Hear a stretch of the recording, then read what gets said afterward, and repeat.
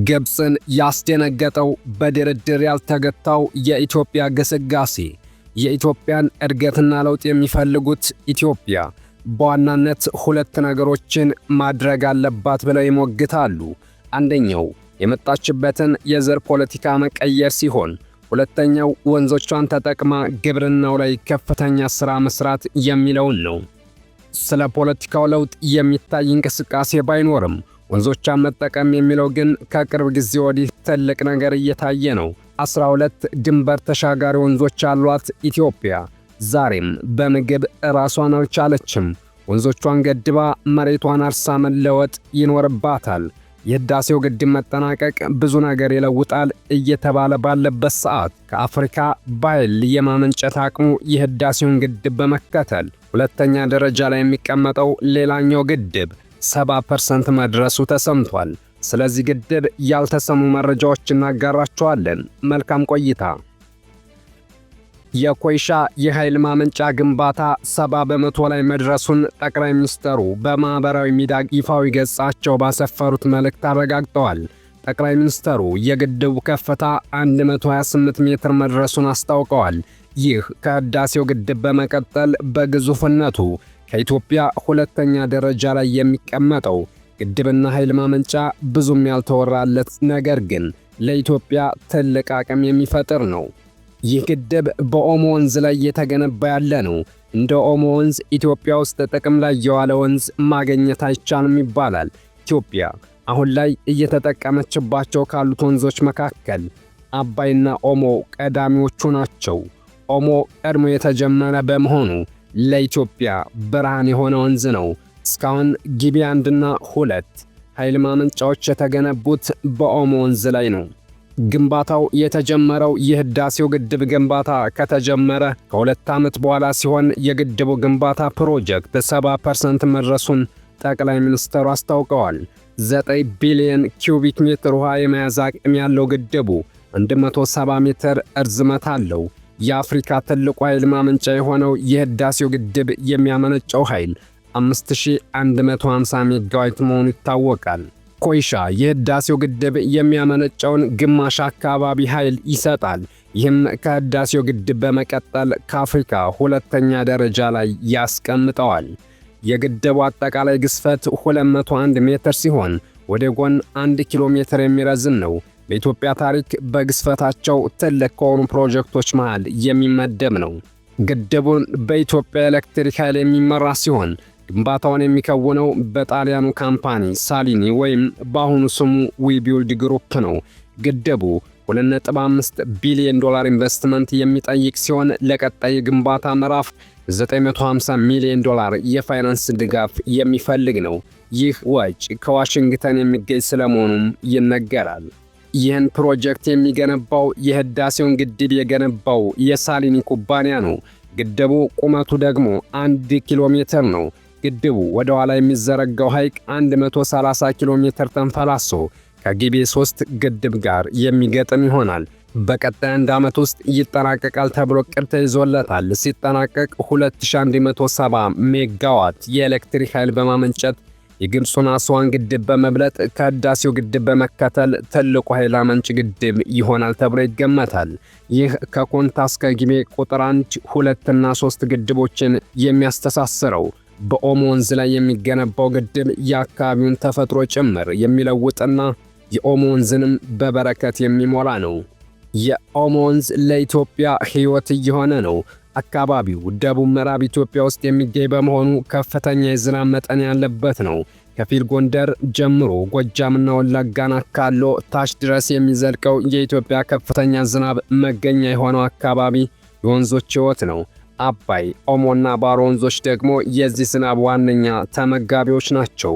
የኦሞ ወንዝ ከፍተኛ ውሃ መጠን ያለው በመሆኑ በርካታ ግድቦች እየተሰሩበት ነው። ልክ እንደ አባይ ከውጭ የሚጠቀሙ ሀገር የሌለ በመሆኑ ኢትዮጵያ እንደ ልቧ የምትጠቀመው ወንዝም ያደርገዋል። እዚህ ወንዝ ላይ ከኮይሻ ግድብ በተጨማሪ ሌላ 3 ግድቦች ተሰርተውበታል። ኮይሻ ግድብ እነዚህን ቀደም ብለው የተሰሩትን ግድቦች ግዙፍ ሐይቅ በመፍጠር ያገናኛቸዋል።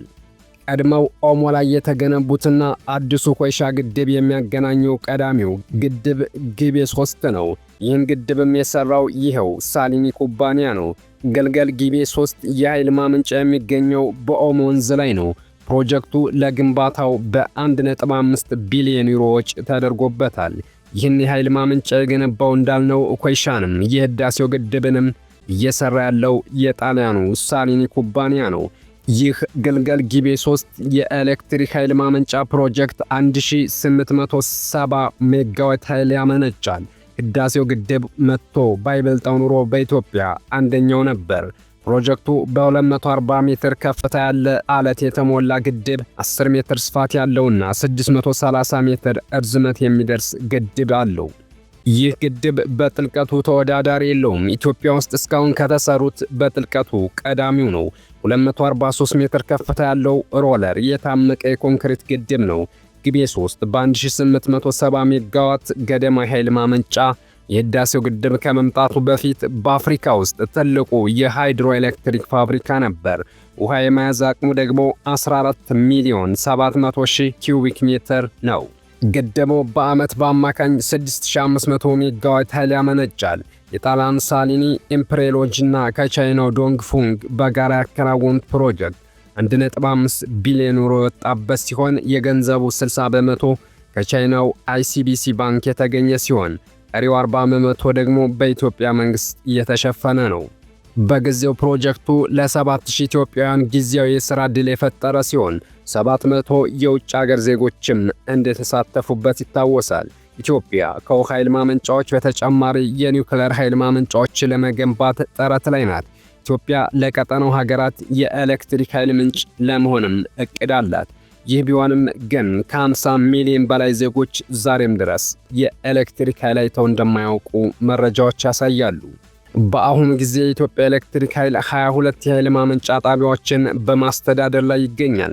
ከነዚህም መካከል 16 ያህሉ ከውሃ ሲሆኑ እነሱም ግቤ 3 1870 ሜጋዋት፣ በለስ 460 ሜጋዋት፣ ግልገል ግቤ 2 420 ሜጋዋት፣ ተከዜ 300 ሜጋዋት፣ ግልገል ግቤ 1 184 ሜጋዋት፣ መልካ ዋካና 153 ሜጋዋት፣ ፊንጫ 134 ሜጋዋት፣ አመርቲነሽ 95 ሜጋዋት፣ ጢስ አባይ 2 73 ሜጋዋት፣ ቆቃ 43.2 ሜጋዋት፣ አዋሽ 2 32 ሜጋዋት፣ አዋሽ 3 32 ሜጋዋት፣ ጢስ አባይ 1 11.4 ሜጋዋት፣ ገና ሌዳዋ 3 254 ሜጋዋት እና የታላቁ የኢትዮጵያ ህዳሴ ግድብ ከ5000 ሜጋዋት በላይ እያመነጨ ይገኛል።